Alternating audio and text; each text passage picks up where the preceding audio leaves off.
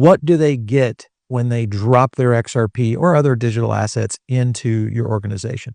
We actually don't we take possession of your assets. They move them into custody, but they are still their assets. So that's been a pretty big piece for me. So maybe a little context and background about my journey would be helpful. So I made a bunch of money in digital assets in 20 and 21, and then started consulting with some family offices, working with them to provide private client services. So things that you would think of for a normal multifamily office: estate planning, tax strategies, wealth management, wealth advisory, all of those things kind of culminating in a one-stop shop for somebody that makes a substantial amount of wealth in digital assets.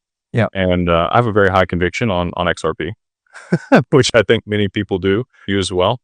And so I consolidated my position in early 21, well, actually 22. And about the time I started getting on X and talking about a lot of the stuff that I was doing.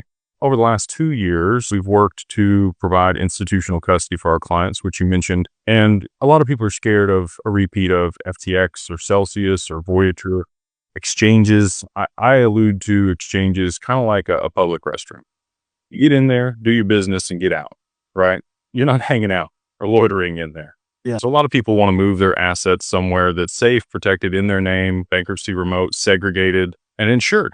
And so that's what we provide for people alongside the advisory. And then we have some really unique strategies to be able to actually generate returns on assets that don't have a native yield, like, Ethereum or Solana. You have ways that you can stake that and generate some returns. Whereas XRP, a lot of people have been waiting for Flare and some of these other opportunities to generate returns. And we've already done that. So we paid our first check to people out of our hedge fund.